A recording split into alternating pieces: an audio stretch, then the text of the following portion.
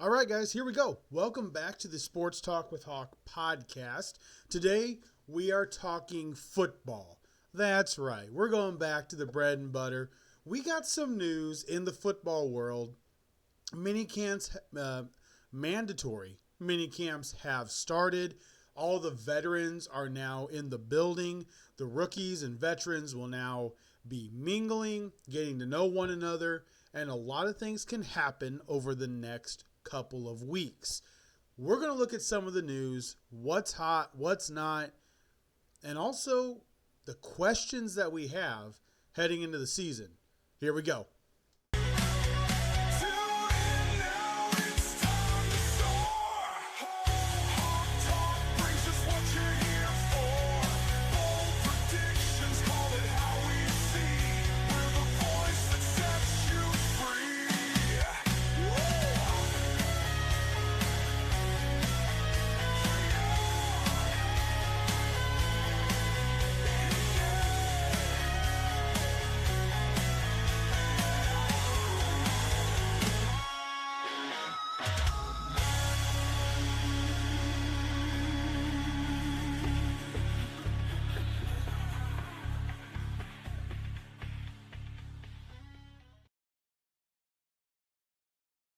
All right, guys, here we go. So there are a lot of questions surrounding players that are trying to make more money. Now, I will give you my view on it. I am a bit old school. I will preface it with that. When you are playing a sport like football, excuse me, I understand wanting to protect yourself. I fully get it. I do not agree with constantly trying to rake people in for more money just because more money has come into the team, etc. If you sign a 4-year contract, do not ask for a contract heading into a new contract heading into the second year of that 4-year contract. No. You sign stuff knowing that hopefully the value will continue to go up. There are a couple of players that do not make sense that they are potentially holding out or holding in, as what they're going to say, for a new deal. The number one player right now that it makes no sense with is really James Cook. And I'll tell you why. He had 1,000 rushing yards last year. 16 touchdowns. But he had 1,000 yards. 1,000 yards. Is he a good player? Yes. Would I give him a contract too early?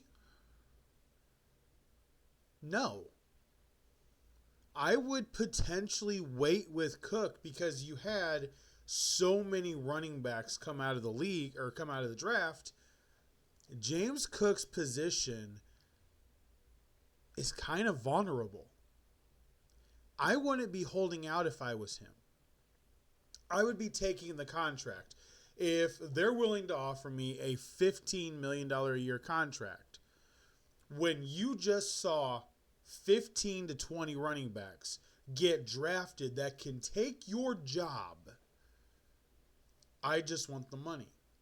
I wouldn't want to hold out. But Buffalo could trade him immediately. Get a really good pick, plus maybe a young running back. Trade him to Jacksonville. You could get Tutton, and you may be able to get Bisbee. They've got Davis. They've got Johnson sitting behind Cook. You could get multiple things if you're just like, I'm not going to deal with this, from a running back who barely eclipsed 1,000 yards last year. He's one that I do not understand.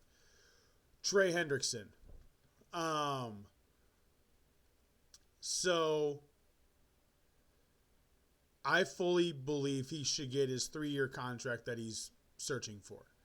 He's searching for quote unquote a long-term deal. 3-year contract. He's 30 years old. 3-year contract will be what he'd probably do, maybe a 4. You're not looking 5-6 year contract. We're not looking for that. It's probably a 3-year deal. If I'm the Bengals, I'm doing it. Trey Hendrickson is vastly important to that defense. Vastly important. And if you get rid of him, then, I mean, you're in trouble. The Bengals this week released Jermaine Pratt. He's now a free agent. The Packers also released Jair Alexander. He is now officially a free agent as well. Saved the Packers like $17 million, by the way. So it was a really good, really smart financial move. Trey Hendrickson is everything on that defensive line. The pressure, the sack totals that you don't see until you're doing a graphic of the top 5 sack leaders in the league. Then all of a sudden you've got a Bengal up there and you go, how? It's what he does. And I'll tell you what, you don't want to trade him away. You don't want to trade him away. You want to keep him in the building. Because without Hendrickson, that defense goes from bad to awful. With very little pass rush. The next guy that's potentially holding out is a rookie. Shamar Stewart still hasn't signed his rookie contract. And it's all over verbiage in his contract. Probably because he is so worried about injuries, he wants something else put into that contract. I understand it. Dude, you're a rookie. You don't deserve jack squat. You should be thankful you were drafted when you were, with all of the questions surrounding your health. I'd play if I were you.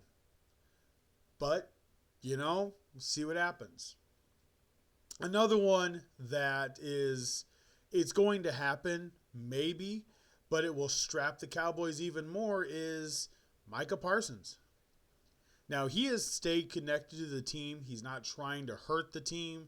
I think because he understands his public image could really get screwed up with this, and the Cowboys may be one of his few teams that want to deal with him. I know, and we'll go over the Aaron Rodgers thing. I got some takes on Aaron Rodgers that's going to be along the same lines. Micah Parsons is way too much on X. Micah Parsons is small, disappears in a lot of games. It's the reality. Run straight at him. The Lions run straight at him. Vikings can run straight at him. The Saints ran straight at him. The guy can't run. I mean, he's horrible at direct off tackle, lead tackle, run defense. Outside, yeah, he's got the speed to go laterally. It's just he gets run over. He's a pass rusher, and that is all that he is. And he is a doggone good one.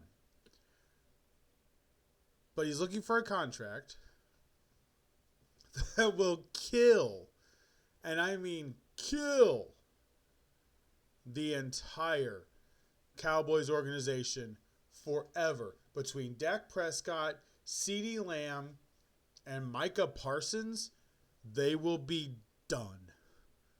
They will absolutely be done. Another one is Elgin Jenkins.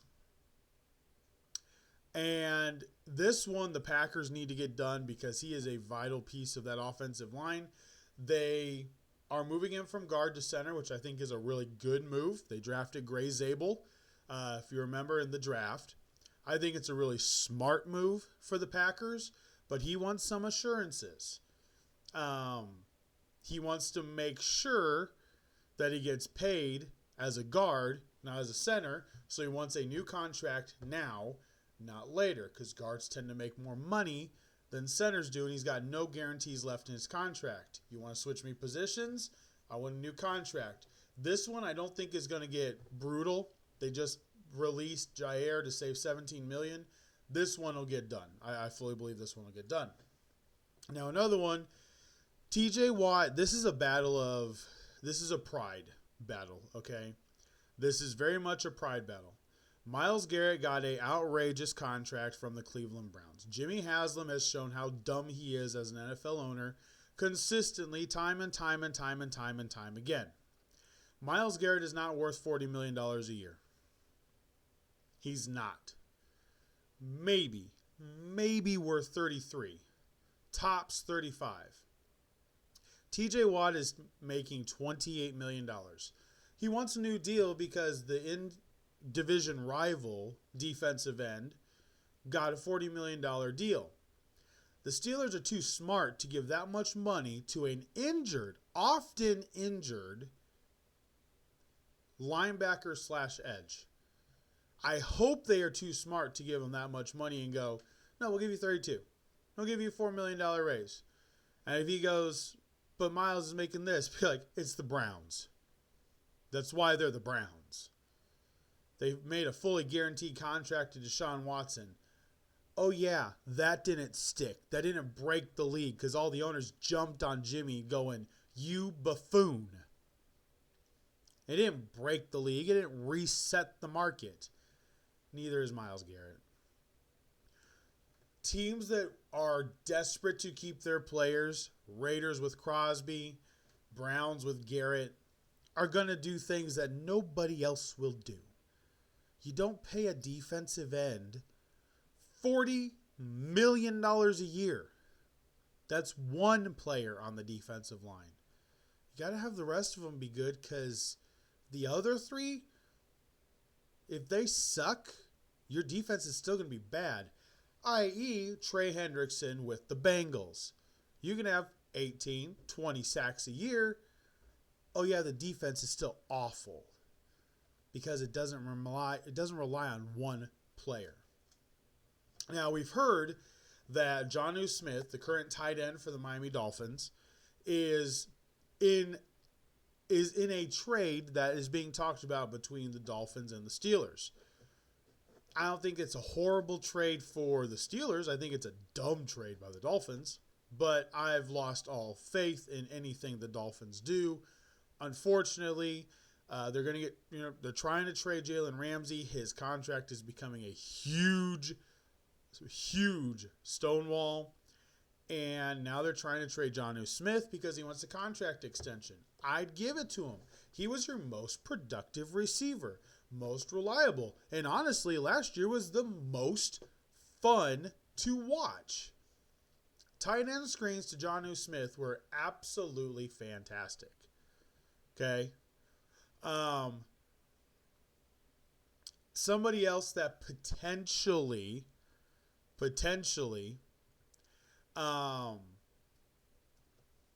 right now, so Marshawn Lattimore and Terry McLaurin, two guys from the Commanders, and then Laramie Tunsil as well. Okay? Marshawn Lattimore has $2 million left in guaranteed money. Okay, he's got 2 years left on his contract. He just wants more guaranteed money. Okay? He just wants a little bit more guaranteed money. I think the Commanders are probably going to give him a 2-year extension, give him more guaranteed money. I don't see this one being an issue. Terry McLaurin, this one makes no sense to me. Okay? I know what he's trying to do, because he had the best year of his career, and it was because of Jaden Daniels. And he's trying to capitalize on that. I had my best year. Well, we got you a real quarterback. That's a big part of it. This is always what you were. This is just a big part of it. Both sides have been really working hard on a deal. He did sign an extension in 2022. He's probably going to sign an extension again. He is not DK Metcalf as far as the size, the ability. Honestly, as far as I'd be okay giving him the Michael Pittman contract from the Colts that I hated that the Colts gave Michael Pittman. 20 to 25 million a year. I can do. I can do with McLaurin. Maybe I would prefer like 17 million a year. I think in this offense, he's good. Do not get me wrong, but we've seen that his play. He's been really consistent as the only receiver, and last year he broke out when he had a real quarterback. I want to see what happens this year. You got to do it twice for me. You got to show that you can do it twice. He is older, so you be really careful. You mean 3-year, 2-year extension, so it's a 3-year contract. Would be the most I do at 33. Then you kind of double check and see where everything's at. Now, Laramie Tunsil, the reality is, I don't know how the contract really is going to be worked out.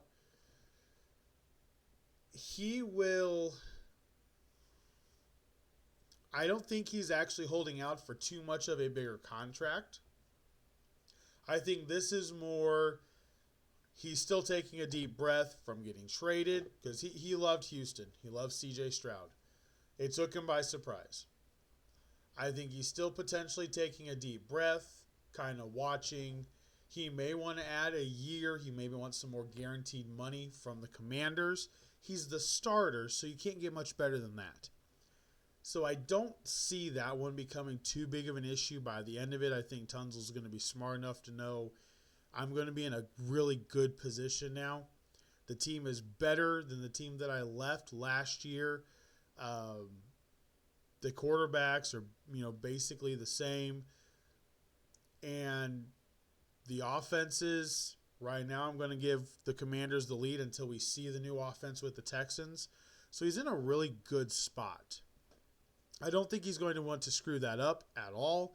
McLaurin, I don't think is going to be stupid at all. I just think he's going to have to understand you're getting old. You're a 30-year-old receiver. Come on. So there's going to be certain things. Lattimore, he just wants some more guaranteed money. They can give him a 2-year extension, add more guaranteed money, he'll be happy. Most of these guys are going to be okay. The guys like TJ Watt does actually scare me. And it's really weird to say that you're worried about a Watt when it comes to all this, the money stuff. Because good family, they play football. Well, there's an in-division rival that's outrageously stupid and continually trying to mess up everything for everybody else. And the rest of the league isn't going to follow stupidity. Okay, the Steelers aren't going to follow it. The Ravens wouldn't follow it. I don't know what the Bengals are going to do. The Bengals should pay Hendrickson $25 million a year, $27 million a year. His stats, his effect, what he does for the team warrants that payday. TJ Watt's making 28. I'll give you 32. I'll give you a couple extra years. But you consistently have been injured over the last couple of years. And I got to be able to have the rest of the team stay together. Now, the Steelers, they got Aaron Rodgers for basically nothing. And let's go ahead and jump into that. The final guy that's on holdout technically is Kirk Cousins. It's not even a story to me. I don't care. He's a backup quarterback. I do not believe whatsoever that he is actually viable in any way. I really don't. I really don't. So, yeah. So here's what I'm thinking with the Aaron Rodgers stuff. I did say he was going to sign. He didn't sign for as much. His contract is really weirdly written. And we would expect nothing else from Aaron Rodgers at this point in his career. It definitely wouldn't expect anything else at this point in his career. So my thought is simply this. I don't believe he actually helps the Steelers. Now, forgetting everything else, he is going to have DK Metcalf to throw to, which is nice. He will have to be okay with being a run-first offense, but I don't even think they're going to be able to run block because they have no offensive line. This offensive line is worse than the offensive line he had last year with the Jets. This offensive line sucks badly. You've got a really good defense, which he had with the Jets while Saleh was there. You got a really good defense, horrible offensive line, one receiver, decent backfield. Hopefully Caleb Johnson pops off. That's what I'm hoping. I don't think it matters. And he was, according to reports, and I trust these because multiple people have said it, he was the third option. The Steelers were trying to get Stafford. Then they would have rather signed Justin Fields over signing Aaron Rodgers. Sean McVay said no to bringing in Aaron Rodgers at a discount double check rate. Like, horribly cheap. He was willing to go play for the Rams. They said no. The Vikings, who have questions about McCarthy, said no. The Pittsburgh Steelers was his only option. And it is now going to be his final destination where he goes, at best, 7-10. Yes, at best, 7-10. That offensive line is awful. And if you just double DK Metcalf, they have no other receiver now. They have nobody else that's going to really pop off, that has the ability to create a ton of separation. Like, this is it. This is the thing. So, that's kind of my view on it. I don't think it's a horrible fit as far as player to team. I definitely don't think that at all. But,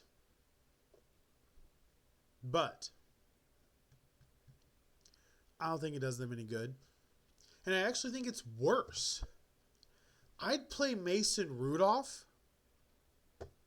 to maybe only get 5 wins so I could get a legitimate quarterback in the draft next year. Getting 7 wins will not help you get a quarterback for the future. You will not be in a position to draft a quarterback that will change your franchise. That's simple. If you're going to pay TJ Watt some more money, you're out that money. You're not going to be able to go after everybody that you want to as far as somebody else trading for a bigger, more notarized quarterback. It just ain't going to happen. Justin Fields' numbers when he was starting for the Steelers last year were not bad. They were not bad. He wasn't grasping the offense. They were on the way to having a comeback against the Colts. That the too early of a snap took him out of the ability of coming back in that game. So, I mean, it is what it is. Justin Fields is now with the Jets. He may win 7 games too. I don't know how this is going to work out. I have a lot of doubts. I don't see it working out with somebody who cannot move in the pocket, whose arm is starting to deteriorate, doesn't take care of himself in the offseason. I don't know if he's going to be on the same page by the time the NFL season actually starts.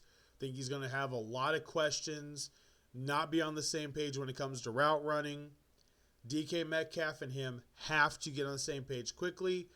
And DK Metcalf is going to have to be Megatron out there. And if he keeps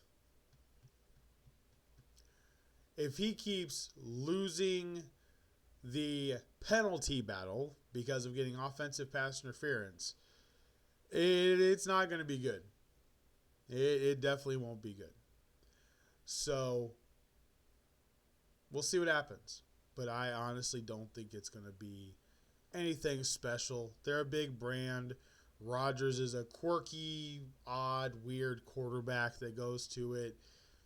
The fit is okay, player to organization. Not on the team. The team is bad. The defense is the only thing on that team that is really good. The offensive line is so bad it hampers everybody else. It hampers everybody else. So there we go. That is going to be it for this. Feels good to talk about football. This is Tuesday evening. NBA Finals Game 3 is tomorrow. The Panthers won Game 3 of the Stanley Cup Finals last night. Congratulations to them. And, yeah, we're going to do a podcast every day this week. I got a couple things we're going to do. And then we are sitting in June. It's coming up. Football season is right around the corner. And I cannot wait for it. All right, guys, that's it. Have an absolutely fantastic rest of your evening. Make it the best Wednesday you can tomorrow, and I will see you tomorrow night with another podcast. Until next time, for Sports Talk with Hawk, I am Hawk, and I'm out. Have a great evening.